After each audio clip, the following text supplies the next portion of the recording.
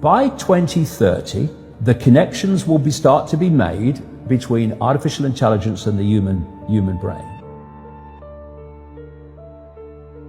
We've been through a process of preparation, of getting people, first of all, stage one, addicted to technology that they hold, holdables, smartphones, tablets. That's basically achieved. You just have to walk through a city and you see the addiction. And they're targeting specifically the young. Why? Because the young of today and the children of today are going to be the adults when they want to bring this AI connection in full blown. For that to happen, they have to get people addicted to technology to the point where they'll accept it and where it's the most natural thing in the world. And it's happening in front of our eyes. The first stage is to get people addicted to technology to the point where, at the most extreme, they'll get up in the dead of night and they'll queue, stand in line outside an Apple store to get the first of the new technology.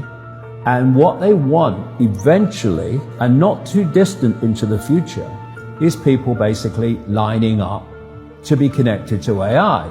In the same way that people in Sweden now are having parties to celebrate someone being microchipped, right?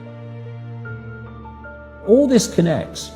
So the next stage, because the idea is to get in the body, the next stage is to get on the body. So we went from just holdables, we went to wearables, we went to Bluetooth and Google Glass and Apple Watches and all these other gadgets that go on the body now. Even what they call electronic tattoos that are basically microchips on the skin. And the next stage is to go in the body, which is already starting in places like Sweden. And people like Ray Kurzweil, who is a Google executive. Google and Facebook are really at the cutting edge of this stuff. People think it's a social media operation only or a search engine only. No. This whole Google group now, which is given the name Alphabet, are absolutely at the cutting edge of this whole AI technology. So is Amazon. Amazon's got contracts worth hundreds of millions of dollars with the CIA and the Pentagon for cloud services and stuff. Yeah, they have massive data services. Massive, yeah. Consumers don't see. So the idea is to take this on, and what Kurzweil is saying, and he claims an 80% success rate in his predictions of incoming technology and when it will come in. But if you know when it's going to come in, then you've got a great chance of predicting it, haven't you? It's like, if you know when a stock market's going to fall because the people you are connected to are going to make it fall, well, you're going to get out just before it falls, and you're going to get in just before you know they're going to push it up. You don't have to be, Nostradamus if you know the script. This is the sales pitch, and this is why they're telling you. The sales pitch is, when we connect to artificial intelligence, we'll be superhuman. That's what the sales pitch is. That's his sales pitch. Right. That's going Siri, to be the sales pitch. Alexa, all these things. Yeah. What you've got is the idea that connect to AI and you'll become superhuman intelligent. No, you'll become subhuman intelligent. You'll become a vehicle for artificial intelligence. And whoever controls artificial intelligence will control the perceptions of every mind that it's connected to. If you're going to make a physical connection with AI, you're not going to do that on a mass scale until you've made a psychological connection. And there is a process, a psychological process, which is known as preemptive programming. Preemptive programming is this.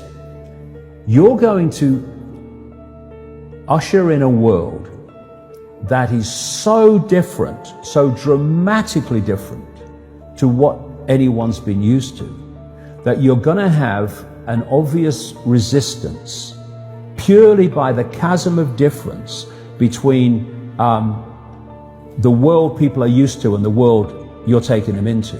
A resistance that says, hold on a minute, you want to do what? What? So you prepare them for it through preemptive programming. You put out a stream of movies out of elite-controlled Hollywood. You put out television programs, you put out books, you put out all these things that basically portray the world you want to take people into. This is why you've seen so many movies about control by robots, control by technology, of synthetic humans.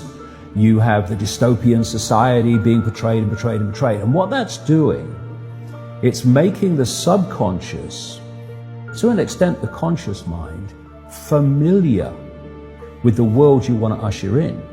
So when you literally start to bring it in, there's not that chasm that there would have been before.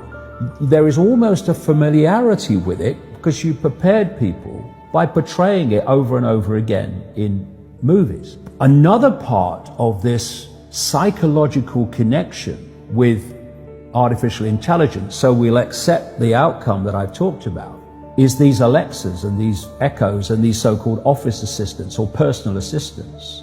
You start to interact with them as if they're human. And now they're bringing in internet-connected toys for kids, even little kids, and Barbie dolls that they can actually have conversations with artificial intelligence.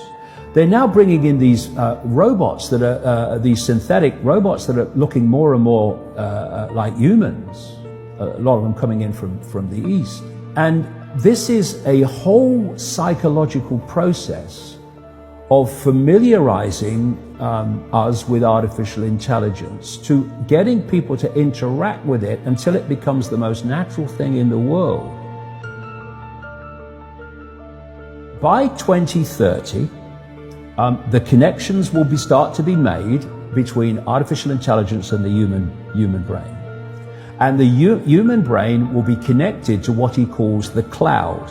Another name for this is the smart grid, basically to artificial intelligence. As time passes, artificial intelligence will be more and more of human thinking and human perception until basically it's the totality of human thinking and human perception, at which point we won't be human anymore in terms of the consciousness processes we are using today. We will be artificial intelligence. And this is the assimilation I'm talking about. If you are connecting the human mind to a grid, a global technological grid, that grid can be centrally controlled. It will take at the center point very, very few people to run it, and even fewer to decide how it's run. I say this to kids and anybody else: how long could you live without your smartphone? What is an alcoholic? What, an alcoholic is someone addicted to alcohol? Yeah. Why is he addicted to alcohol? Because he can't stop drinking it. But you can't put your phone down. And if you do, within a few minutes you pick it up again because you're addicted to it. So are you controlling that bit of technology in your hand, or is that controlling you? That's controlling you. Do you want your life controlled by a bit of technology? Do you want the rest of your life controlled by it? Or are you now going to go, I'm putting this down? If technology is going to be the servant rather than the governor, it has to serve the interests of humanity, and humanity does not have to serve it. We're in a situation now where humanity is serving technology.